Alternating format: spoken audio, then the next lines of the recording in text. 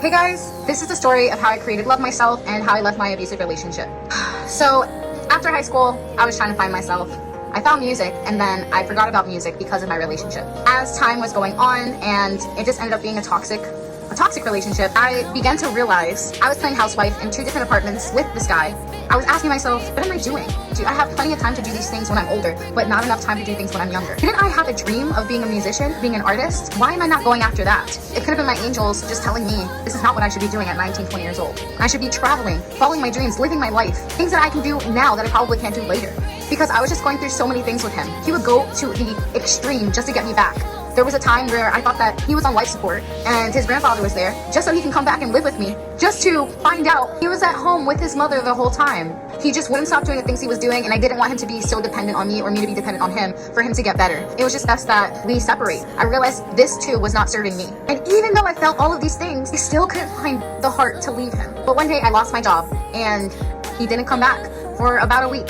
And that just showed me he's not the type of dude that I want. Not like any of the other things didn't show me already, which I just saw the red flags and I was like, oh, love will conquer this, love will conquer it all. I knew the only way I could leave this dude was if I moved out of the state, which is insane. So I got my cousin and her friend to come pick me up from upstate New York, went back to Massachusetts. On the moving day, he came to the house and he thought that I was bluffing, because I'll usually be like, I'm leaving you, and then I'll come back. I'm leaving you. It's a pattern. It's a toxic pattern. I was serious. He wasn't there for a whole week, and I lost my job. He was crying. I got my boxes, went to Massachusetts, and every single time that I wasn't with him, a lot of great things happened for me. Like, once I moved to Massachusetts, I ended up getting the role for a major international movie, Central Intelligence. I was a feature cheerleader with Kevin Hart and The Rock, Dwayne Johnson. Connor would keep on texting me, and we would still have an emotional tie. We would still have this emotional tie and bond that I just could not let go. If he was talking to other girls, even when I was out of state, I would get angry, I would get upset, but he would talk to me like he still loved me. I was just going through so much grieving without being with him. Even though it was so bad, love was my drug, and I couldn't stay away from him no matter how bad he was. I was just so used to him. And the way that he loved me wasn't a good way of him loving me, but it was something that I've known. And I thought if I moved to Massachusetts, I'm gonna forget about him, or it's gonna be easier to leave him. Even in Massachusetts, I was still thinking about him. I was still going crazy. I was still grieving. And I went to a psychic randomly. I couldn't stop loving him. She had a crystal ball. All she asked me is, what is your first and last name? Say it 3 times. So I told her my first and last name. I forget if I said it or she said it, whatever. Then she seen, it looks like somebody left somebody and somebody moved. And then she said, it also looks like there was an abusive relationship going on for years. But she told me I had made the right decision and that better things would open up because I wasn't with him. And this is right before I landed the role in Central Intelligence. Then I went to another psychic with tarot readings. She had told me this person's gonna keep on coming in and out, and then they're all of a sudden gonna stop.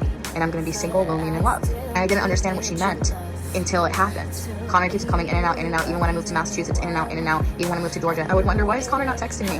Why is he not answering my calls? The last time we even spoke too, I was doing music in North Carolina, and I texted him so cold. I was like, I'm doing my music here, CIAA, I'm doing the Puerto Rican Festival in Charlotte, North Carolina. You want me back, you need to get your own money, get your own car, and you can come out here in Georgia. I'm not gonna live with you again. You're not gonna live with me again. You're not gonna be codependent on me again.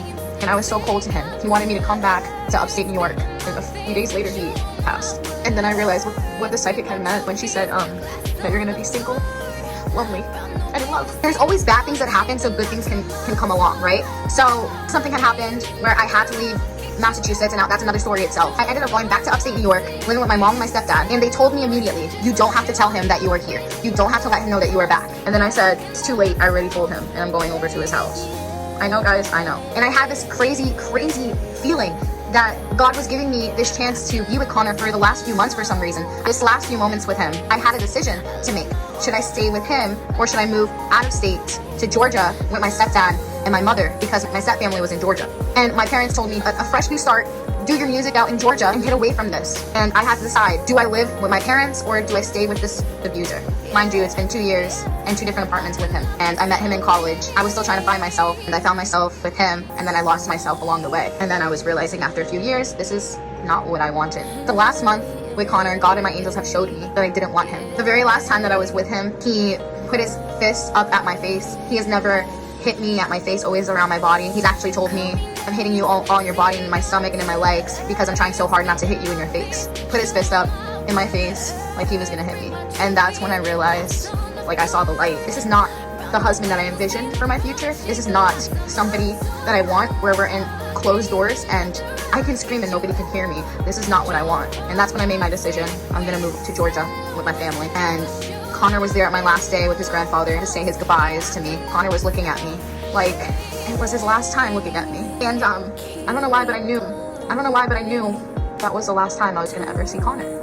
He was just looking at me like in awe, like, I'm gonna miss you. Like that was the last time we were ever gonna see each other, and it was. And I forgot to add that when we were staring at each other, I told him, it's not like this is the last time we're gonna see each other. You can always visit me in Georgia, and I can always come visit you. And he just stared at me, like that was the last time we'll ever see each other again. Maybe he also knew too. And we would talk for 2 months after that. We would text, we would call. He would tell me, oh, like I tried to date this girl, I tried to like go out with this girl, and she wanted to make out with me, but I couldn't stop thinking about you. I love you, Joslyn. I'm in love with you. You're it for me.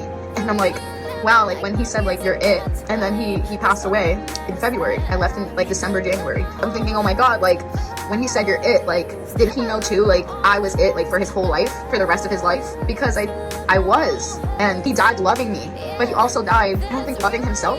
And in a way, I was relieved that he was gone, because he wasn't in his pain anymore and I wasn't in mine. And I just knew that if I was gonna ever run back to him, that I couldn't run back to him anymore. Like I was really happy that I couldn't run back to him. Like that's how bad that cycle is. Like I used to be like arguing with my step family in Georgia and be like so sad and upset with them that I would want to go back to Connor so he could beat me.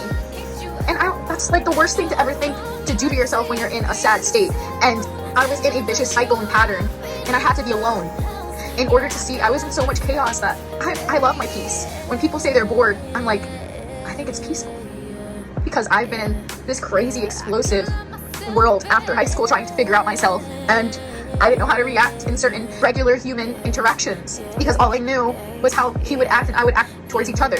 But even if he loved me, it didn't mean that we were meant to be, and it didn't mean that it was right of how we treated each other. And I got a little bit off track about the song, but pretty much I wrote the song in the week that he left me when I lost my job. So just everything else kind of just got out of control after that. But I will tell you one thing. Before Connor had passed, he had heard my song Love Myself, and he said, I don't know what to think about this. This is about me and you're saying all this stuff about me, but it's a really good song. And Connor did help me promote my first music video for Love Myself without me even asking. He wanted to help me make it. There are times where he was like, why are you recording songs? You don't know if they're hits. Never really knew if a song was a hit. I just like to create music because it made me feel better. It made life more beautiful, more interesting. I did truly learn how to love myself. It took a long time. Even 5 years after he passed, I was still trying to figure myself out. Nobody could compare. And no matter what age we are, we're all in different stages and levels. And we're gonna have to relearn things over and over again. I realized that I'm happier on my own.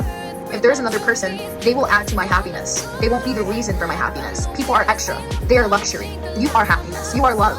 We can all be that if we truly want to. I've seen the dark and I know the light. I know exactly what I want to become and who I want to be and what I want to be surrounded by. I know I'm better off alone than with bad company who drains my energy and makes me feel like I'm not me. I love me, and I forgive him because it wasn't his fault for what the drugs were making him do or making him be.